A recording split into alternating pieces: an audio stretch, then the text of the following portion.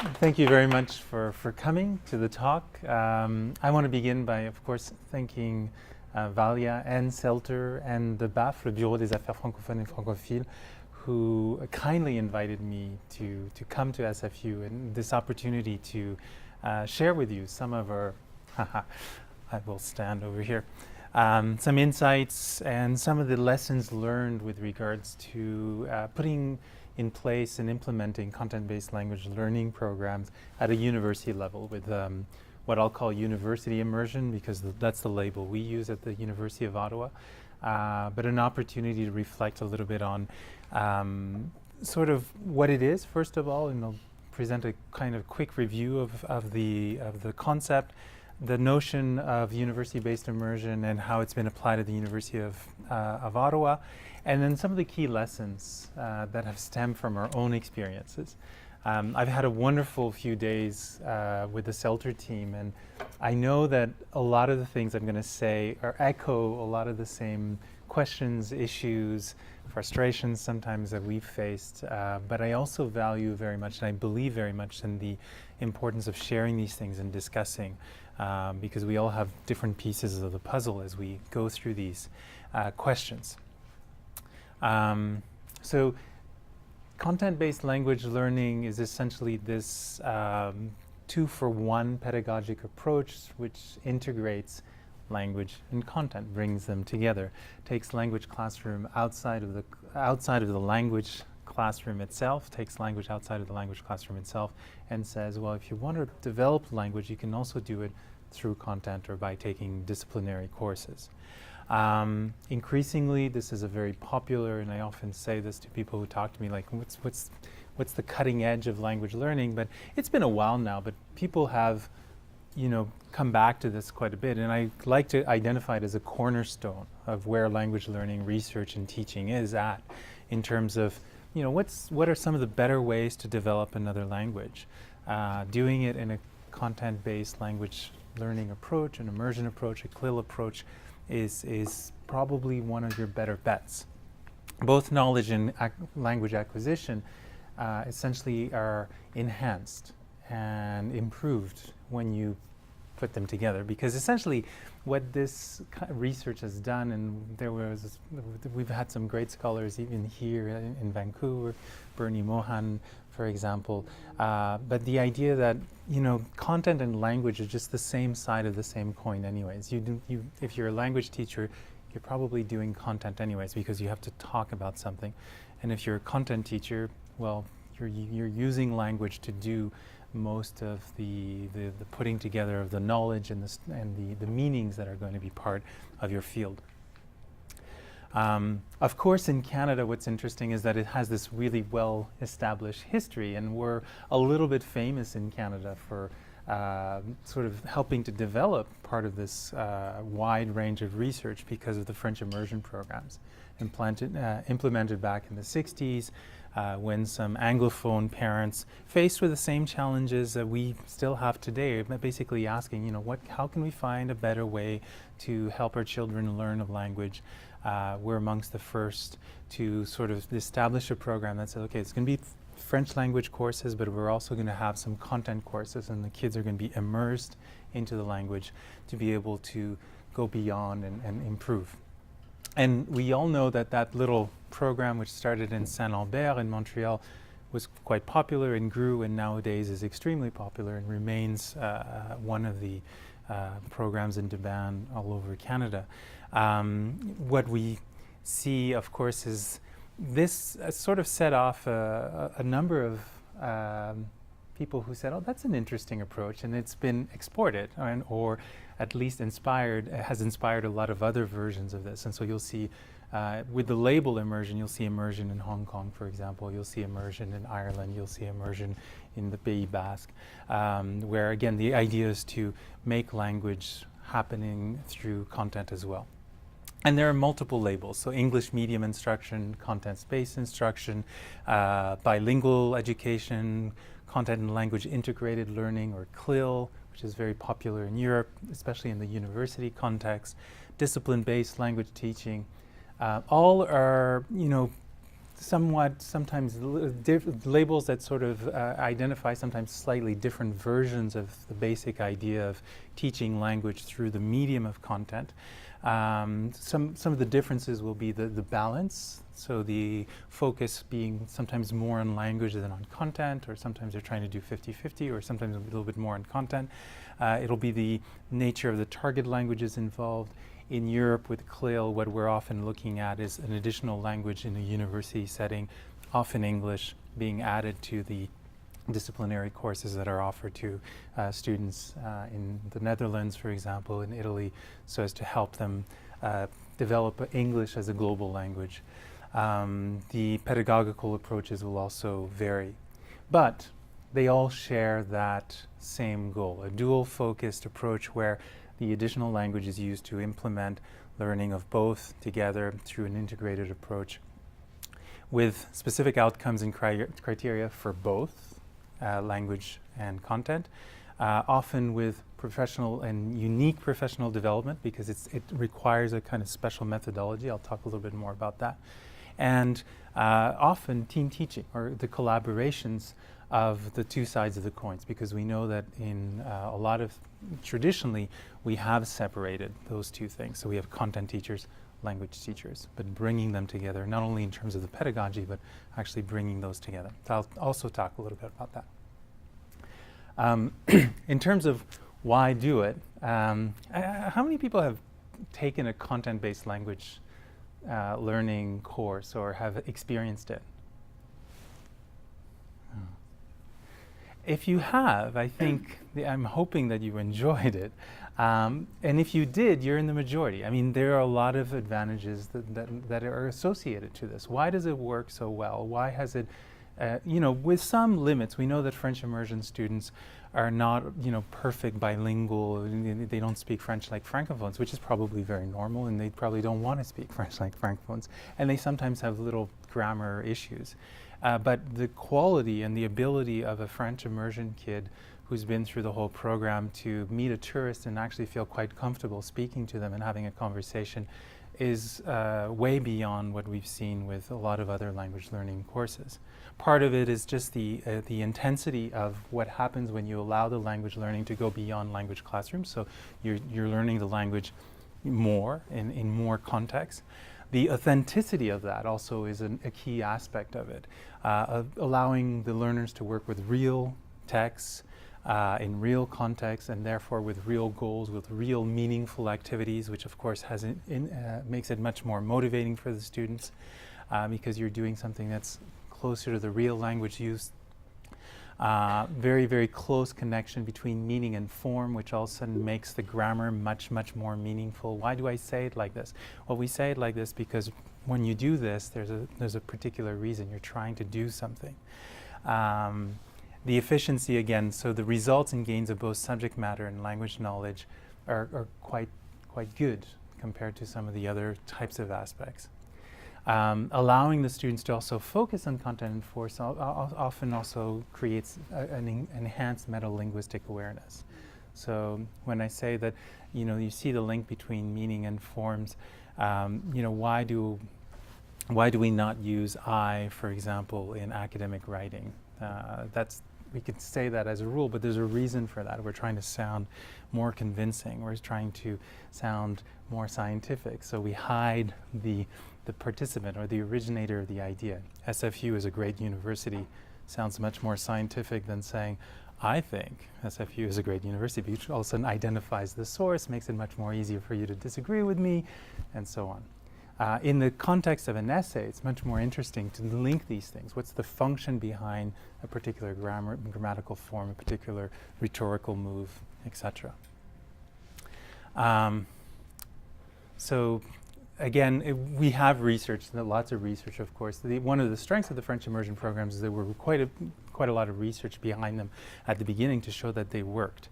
The fact that, again, very impressive levels of linguistics and academic and cognitive benefits for those kids, even if they don't achieve native-like proficiency. It has also received attention from scholars who are working with immigrant language minority students, including ESL learners in public schools, so as a way to enhance the curriculum. So here, Mohan Long and David Sim, for example, or even in the case of immigrant language minority students who enter immersion programs, and the advantages that it offers for people who want to learn French, English, and at the same time keep their heritage language. And it remains, again, very, very popular. The irony, though, is that often in Canada, so we're very famous for content-based language learning in the public schools, but when you look at what happens in universities, it's not as frequent. There's only about a handful of universities who have sort of official programs. I mean, some people do it unofficially and in informal ways, but an unofficially labeled immersion program or university immersion program or integrated language content or CLIL program, there's not a lot of them. One of them is, one notable exception to that is SFU, for example, and some of the programs that are run at the BAF. Another one is the University of Ottawa immersion program, which I'll talk a little bit now. As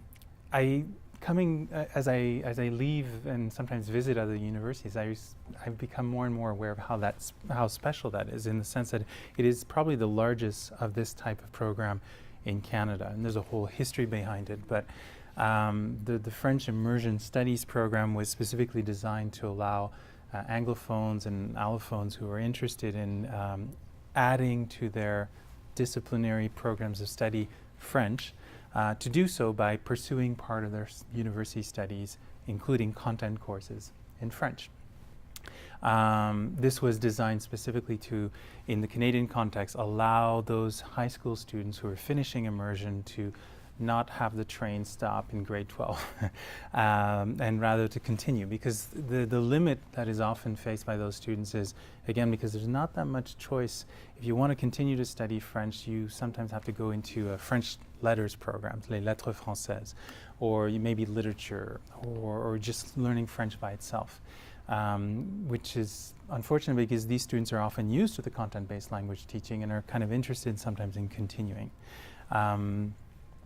It's now offered in over 80 programs. So when a student goes to the University of Ottawa, if they want to study French or add French to their stream of studies, they have 80 programs to choose from. There are 6 direct entry faculties, and there are now about 700 students in the program at the University of Ottawa. So it is quite big in terms of scales.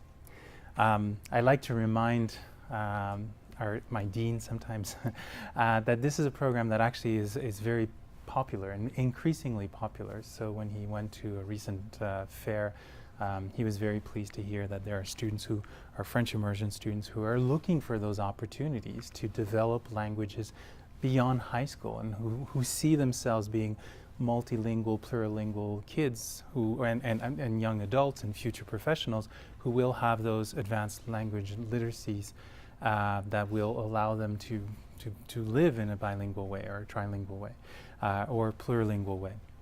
And so they'll come in and they'll be attracted to the university. The origins of it go back, so it's 2010, Visions 2010, 2020. There was an official sort of declaration by the university which sort of helped create the emphasis for putting together this program, where the university's higher administration identified as a key priority that the university would have 4 strategic goals. One of those goals was to promote francophonie and bilingualism. Now, that is connected to the history of the university. The university has always been bilingual, and the very first, when it was still just a college Bytown, the priests who put it together, it's also the geography. There were always Anglophones and Francophones, but Father Guigues, who was the original creator of the university, said these guys have to speak to each other. They have to meet with each other. They should, and to do that, they need to be able to learn each other's languages. So he had all the morning courses in French, all the afternoon courses in English. And that goes back to 1848. So I am aware that there's a particular context which gives us a certain advantage in terms of that culture of language learning. But it sort of made sense for the university to say, we're going to play on these strengths. And it's also part of the larger mission to promote francophonie, to foster French language development in the Franco-Ontarien context. It was building on previous research, so this was a research-based initiative. Interestingly enough, going back to work that had been done in the 80s. So when I said that content-based language teaching goes back a while. A lot of people have worked on this, but in the 80s at the University of Ottawa, Marjorie Vesh, Krashen actually had come also as part of a sabbatical and had worked with a team of researchers developing this, how would you do immersion in a university setting? So they had tried out the sheltered content courses, so bring all the language learners together where they do math or history, but they're all together. But ultimately, moving on to a slightly different formula, the adjunct courses. So having the students join a regular content class, but having a secondary course that would be attached to that content course where we would try and find that balance between language and content. That work was done from the late 80s to 1995, and then it's sort of the program, it was a smaller scale program, stopped at that time. But then when the university made this big launch and emphasis on bilingualism, they relaunched it. And there was an exploratory phase in 2005, and then they launched it in 2006. And when they relaunched it, they went back to that model of the adjunct model. So the adjunct model is the idea that students, again, register in their programs, and they'll have a content course like history on Tuesdays and Fridays. And so you'll have the content instructor, which is often a francophone instructor who's designing a course for francophones. You'll have all the French students who are part of the class, and then you'll have the immersion students. So these are the language learners that are joining the class. And you'll also have a language instructor who joins and actually sits in on the class and watches the class and takes notes and sort of pays attention to what's happening in terms of the presentation of the content, so that they can then, on Friday afternoon, usually it's the same day as one of the courses, they meet up separately in sort of this adjunct course. This is usually a 3-hour course. This will be a 90-minute course. 90-minute, not because it's less important, but the idea is that there's an extra 90 minutes of essentially the homework, the readings, the time that they take to work through the assignments that the French language instructor is going to give. Both of these receive credits. Both of these are part of the program of study of the students. So again, bringing together language and content, this time not just in terms of methodology, but physically in terms of bringing together the L1 students and the L2 students using the same textbooks, they have the rights and the same exams, and on the other side, something that's more sheltered in a sense, reserved for the L2 students, but fine-tuned and customized for whatever that course was. So if it's a history course, we'll focus on history. If it's economy, then it'll be the language of economy, and so on. For the students who enter this program, this is an add-on. This is something that because they're going to do history anyways, but the idea again is they're saying, I want to finish with, I want to be bilingual by the end of this, or more bilingual than I am at the beginning. So the French immersion stream is not a program in and of itself. It's something that they essentially commit to doing during their program. And what are they committing to? They're essentially committing to completing at least a minimum of 14 courses, or 42 credits out of 120 if you're doing a regular major, that will be taken in French. So that can be a maximum of 2 courses. There's a couple, I put down all the criteria here. So there are certain rules about where the courses can be. So you can't take all your courses in first year. They have to be sort of spread out. There's a maximum of 4 of those adjunct courses. So the idea is after a while, as you get better, maybe by third year and fourth year, you may not need to take these adjunct courses anymore. You're just taking regular content courses. So you're sort of being scaffolded into more and more of an autonomous approach to studying in French. And this is the minimum because, of course, some of those students will take more. But if they keep that minimum, then by the end of the program, they have a test that will certify their level of achievement in French. So this is kind of a reward or a validation, not so much as an entry test.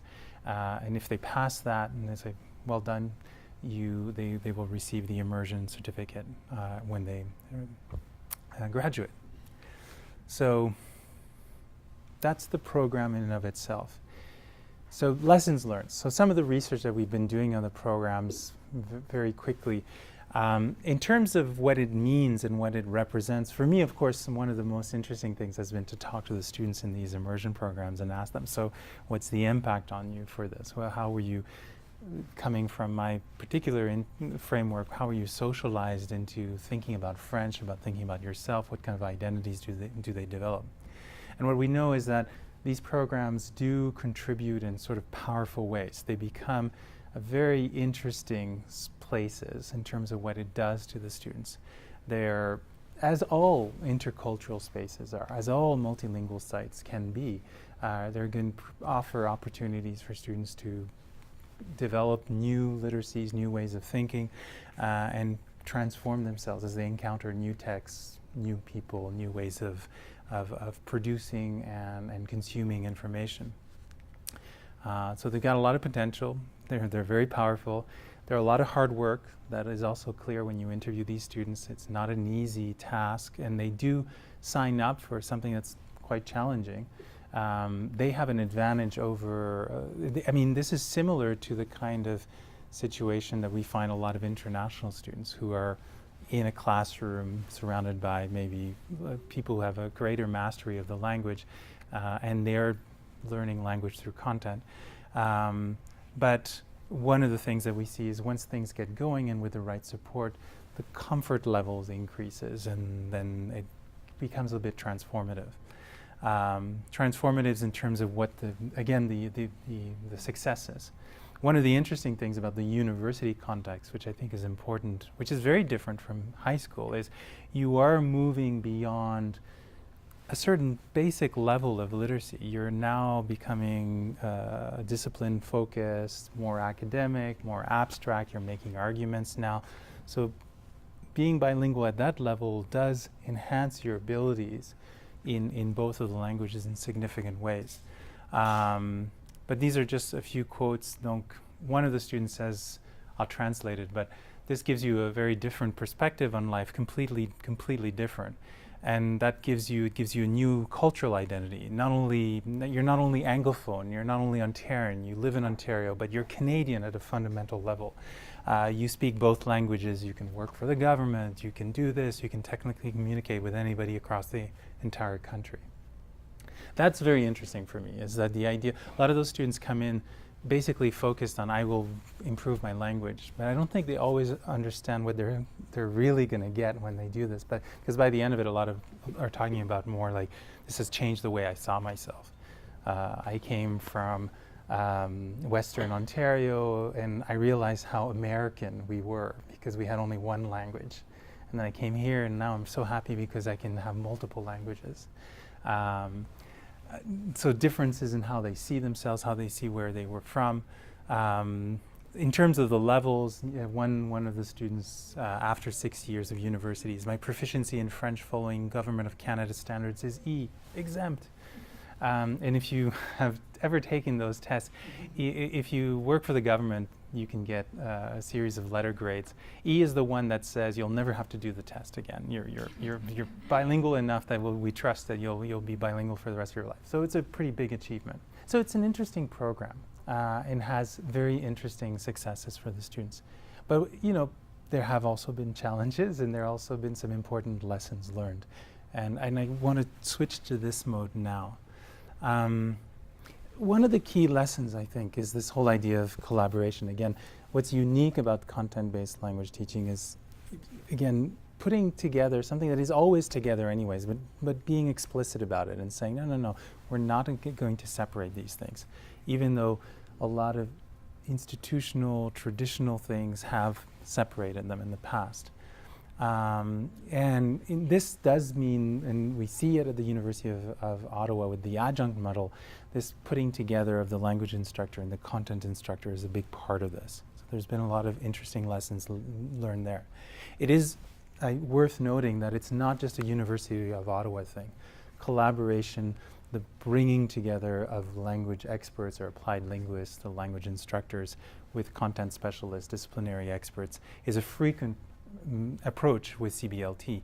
It's not always through an adjunct model. You'll see different variations of this. It can be team teaching, it can be adjunct models, CLIL tutors or experts that work with content instructors, sit down with them to help them redesign or think about how they can teach their course in a way that'll be more suited for content-based language learning.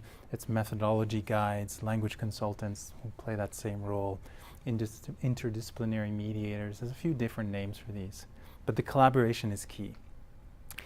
Invaluable because the cross, and what you're doing when you're doing content-based language learning is you are crossing disciplines. And we know how much the university loves those walls between disciplines and how hard it is to cross those walls.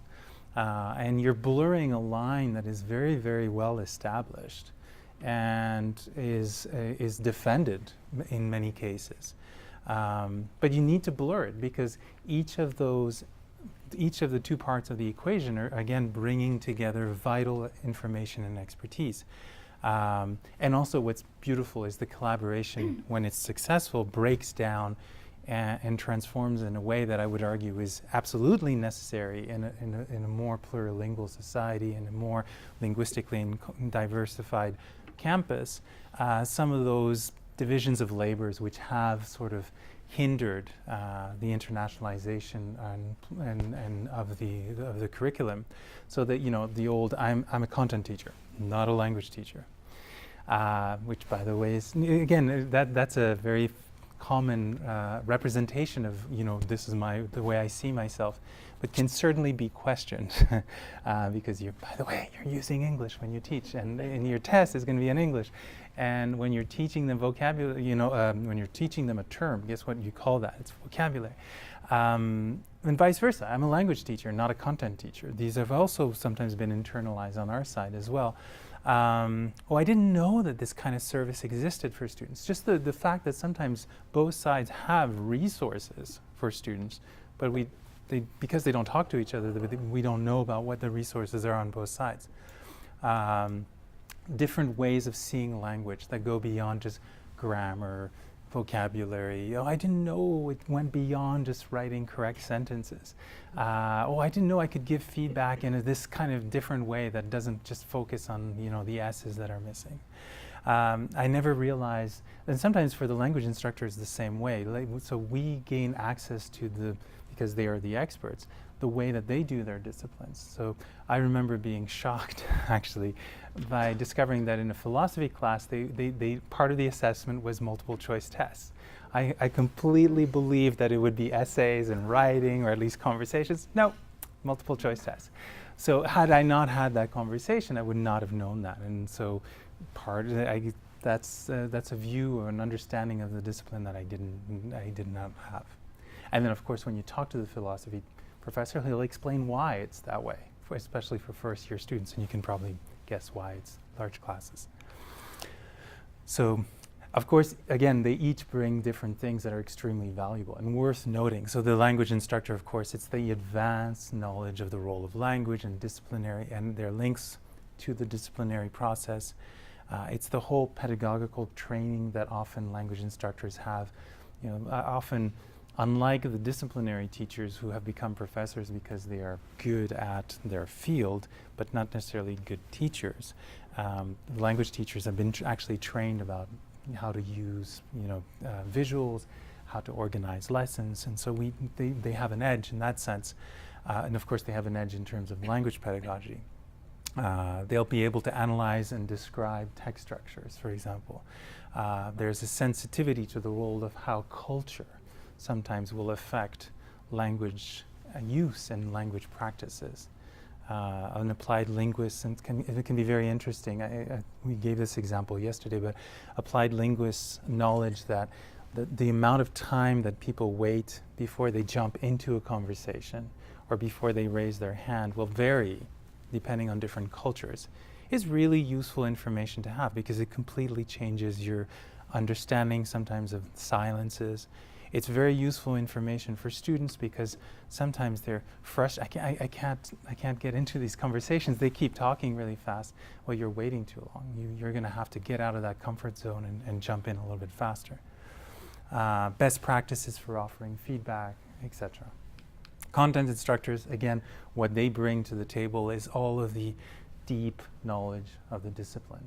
So it's the what are the relevant topics, what are the readings, what are the materials, what are the professional practices, because these are students who are doing their studies. Some of them might become professors, but most of them are going to actually be going into the workplace. Of course, there's the constant need to be up to date with regards to this. And again, the disciplinary expert is the one who will be able to tell you what's the current, theory right now, what's going on. They're, again, typically less aware of pedagogic principles linked to the teaching of culturally and linguistically diverse students. And again, this is just because of the nature of who they are. We also were talking about this morning, but professors are by nature, they became professors because they're good at their field. They're the A+ students. They're like the natural athletes. They can do it well, and so they were rewarded for doing it well. But natural athletes and professors, because they do it implicitly, often because of their backgrounds, the way they were raised, the kinds of literacy experiences they had in their families, they may not be able to tell you why or how it works. They know it instinctively. So the classic example is writing. A lot of people a professor will tell you this is not good writing. But if the student says, why is it not good writing? And that's a little bit trickier. What can you, besides, again, the S is missing, what could you tell that student to really help them improve the coherence? Look at the theme and the rhyme and how you've organized that. Look at how you're not using repetition in a sort of an efficient way to create the cohesion in your argument. And of course, when they do come together, you get this beautiful, stronger learning experience for the language learner, but even, I think, a more satisfying experience for the teacher, because they can work together and sort of find ways to respond and develop tools, pedagogy, ways of presenting information, which will be different, but not necessarily dumbing down. That's not the idea. I like the image of, this is a little bit hard to see, but the stairs and the ramp, because my metaphor for this is often the idea of adjusting buildings or the architecture, those adjustments that were made to make the buildings a little bit more open and accessible to a wider range, a more diverse range of people who are coming to the locations with different skills, different needs, different abilities. And so ramps were made for people who were in wheelchairs. But what's interesting is we didn't make ramps and get rid of the stairs. We just added them. And what's also interesting is there are some people who are not in wheelchairs who love ramps. And I think there's something to that. They're just adding to the way that people develop stuff. And the example that we have is that we have a biology teacher who just developed, basically it's like a lexicon of key terms, English, French, technical terms that only exist in his field. And it's a fairly easy thing to do, but he put it together, he put it on the website, and the immersion students loved it. The teacher was very happy with it also because that resource didn't really exist. There's no dictionary of that sort. But guess who else loved it? All the other students in that class were like, can we have access to that? Because it's really useful for us too. So the kinds of insights that it gave and the way it transforms and makes accessible to learning is useful for everyone. So just some more examples. So insights about the value of translanguaging and plurilingual sort of teaching. A lot of content teachers sometimes have the same, this is common also in language teaching or novice language teachers, well, they're learning the language, so we should totally ban the L1. We shouldn't allow them, we should discourage them. And yet what we know is that's wrong. So it can be useful to let them know, there's nothing wrong with translating. There's nothing wrong with saying, how do you say that in this language? This is super hard. This is a new concept, and you've probably never heard about it. How would you say that in English? Or how would you say that in your language? When you're in groups, allowing them to use the L1. Nothing wrong with that as well. That can be very surprising for the content teachers. Like, really? Oh, I thought I had to completely ban the L1.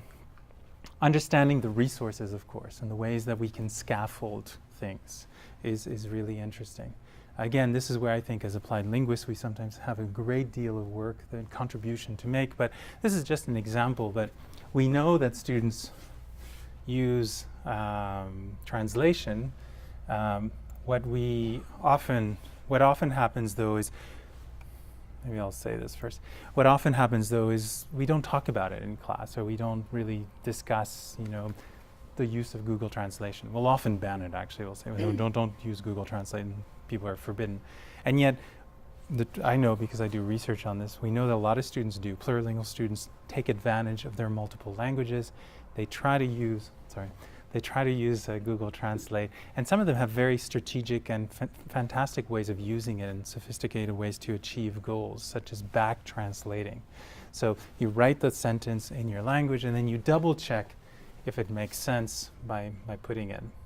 So this is an example from actually with Japanese, but something like this is interesting to share with content teachers so they can understand, and even potentially share with their students, how a sentence like "the teacher, though the kids were wild," back translated into Japanese, will tell the Japanese speaker, oh, there's a mistake there, which could have been missed because it's just a T missing, right?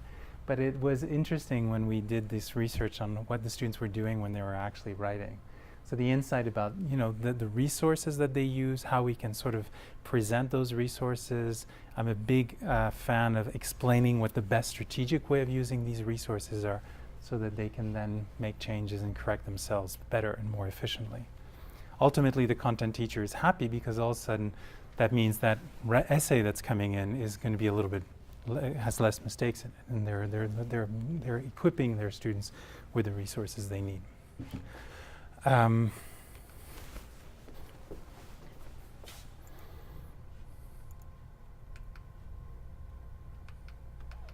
Another key lesson is just in terms of building the relationship. We know that this requires strong relationships, but here's what we've learned at the University of Ottawa, and I think this is key. It requires trust, coordination, and time. This is not something that is developed very quickly. What we notice a lot of the time is it also requires challenging the old hierarchies. So again, we have to make sure that there's a clear understanding of what this relationship is, and that it is going to be an equal relationship. Because otherwise, if the content prof thinks he's above or she's above the language professor, it doesn't work. Careful selection and pairing. Sometimes the university didn't allow us to do this because we didn't know who was going to teach the content course. But it really works better if we can say, we really think this person is really open and has worked well with this other prof in the past, so they should really be the immersion teacher, the content teacher.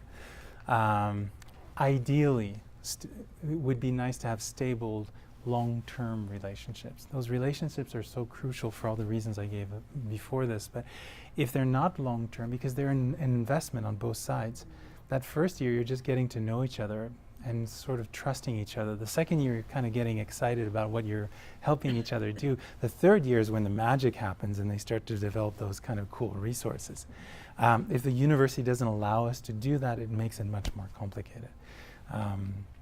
And for the content teachers as well as for the language teachers, it's really nice if there is recognition of the work that this means, because it is extra work. It's not the same. If I'm a content teacher, I'm not just delivering my regular content class. I'm rethinking it.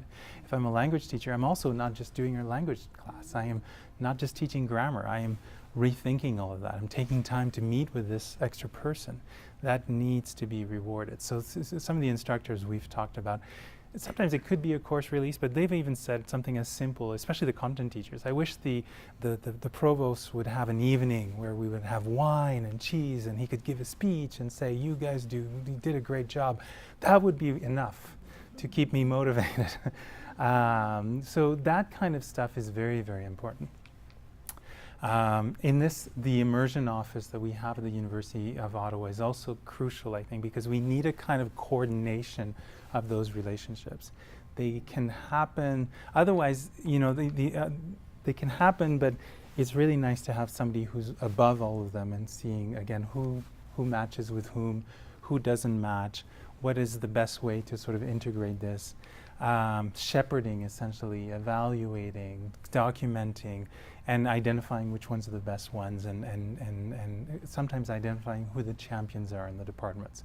There will be some professors, because it is a hard thing to do, who are going to be more into it, are more likely to be the ones who can then inspire their peers. Lessons learned also, just the support level that is required is important, is interesting. Students stress the value of that support. We know that those first few months are tough when they come. Those students who are in the, you know, you're in a class, everybody's speaking in the language very smoothly, you're afraid to raise your hand. Even for the immersion kids, it's different, because in immersion in high school, they're surrounded by Anglophone kids, and they're kind of, you know, we're special, we're the cool kids. Now it's a very different experience for a lot of they're the minority. So just being the minority is part of it as well. But one student talks about how that first class, right afterwards, I cried. That happens a lot in the interviews. They tell us about that first week is pretty hard. That first midterm is also pretty hard. But it is a roller coaster. If they stick to it, it goes back up again. But the support is what allows them to make that transition. Here we are, I'll admit it, we're very lucky. The University of Ottawa has put a lot of resources to provide that support. So it includes scholarships. So again, the rewarding of this, it's not a punishment, or it's not something that doesn't count. It absolutely counts. You get credits for it. You get scholarships for it. You automatically get a scholarship if you're in the immersion program. And then afterwards, if you keep a certain level of marks. Qualitative grades for some of the courses. This is the ability for the students, especially only in the first 2 years actually, to say, you know, I really want to take this course in French, but if I take it, it's going to bring down my GPA. And we know GPAs are part of the calculation that the students are doing. So if you want to take the course, you want to take the chance, we're going to encourage that risk. You can do it, and rather than getting a numerical mark, you get a pass-fail, essentially, or satisfactory, non-satisfactory. They have to decide fairly early in the semester. They can't wait to see the mark and then decide. But for some students, it will allow them to say, okay, I feel like I'm protected. I can take this chance, so that they can get into it. Conversation workshops, mentoring workshops. So the students who have been in immersion 3 years, 4 years, get to meet the original first years as they're coming in, so that they can help each other. That collaboration, the bringing together of the people is important. So it's not easy, but if they get that support, they can make it. So it is, again, about rewarding this. There's a lot of emphasis on the encouraging risk-taking and rewarding risk-taking. So there's a passport that the students can use to sort of document what they've done, and every time once they've done a certain number of risks, they put the passport in a competition, and there's a draw. And so there's a lot of that aspect of it. Again, more of a, you know, they're incentives, but they're rewards for language learning. Other lesson learned, one size will not fit all. We do have to be very careful. And again, that's where the collaboration with the faculty is super, super important. Again, that takes a lot of time. Again, that will be great if it's rewarded, that time and that energy. But, you know, policies need to be flexible and respond to the disciplinary needs. A good example of that is qualitative marks. Science said, no qualitative marks. We need to have numbers. They wanted the numbers, so they kept the numbers. And so there's no qualitative marks in science. You know, the idea that writing is not always the most important skills. Some faculties are like, we want you to focus on speaking. They don't need to be writing essays. They just need to be speaking. So make speaking. Let's work on speaking in this content-based language formula. Again, different strategies for different assessment practices. So the training is also part of this. So content-based language learning, the lesson we've learned is it does require particular training for the language instructors, for the content. So workshops, podcasts, brown baggers, regular meetings, coordinators who meet with the instructors at the beginning of the semester, online forums, the sharing of resources are all there in a centralized place, ideally, because the problem is it gets all spread out and it's hard to find. The research group that meets to sort of discuss what the research has to say about these things is all going to be valuable and adds to the success of these programs. I'm almost finished. It is a delicate balance to maintain, and that's something the research has always said. This thing is truly a balancing act. You have to, even in a classroom, if I'm a content-based language teacher, Vesh and Skihen sort of really showed how easily it is to unbalance it. So if I'm a language teacher, it's easy to fall back into teaching language. If I'm a content teacher, it's easy to fall back into teaching content. We need to always be checking that and verifying the proportions and making sure that it is balanced, truly balanced. So questions such as, how is the content and language focus distributed in the lecture/language classroom? You know, is there really, how much language is there in this lesson? How much content is there? Is there a moving back and forth between them? Are there any language-specific outcomes in the disciplinary courses? There should be. There could be if you're really taking it seriously. And so it can be as simple as, the ability to communicate effectively orally. Because again, it's probably there implicitly, but to put it in the syllabus or to put it in the program description, even better, all of a sudden makes it important enough that we're going to start paying, explicitly paying attention to it. Rewarding some of the cool things that these students can do, the ability to work effectively between languages. How are the credits distributed? Is it equally, are the language courses rewarded with the same credits as the content courses? How are they scheduled?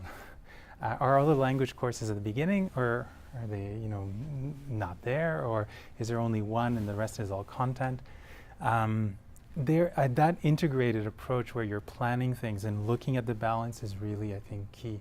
And this is just an example. I know this is really small, but I like it because it is totally balanced. This was Faculty of Social Science, the first year for multilingual learners. So this is not immersion, but it's the same principle. We're trying to make sure that it's balanced and it's integrated throughout that first year.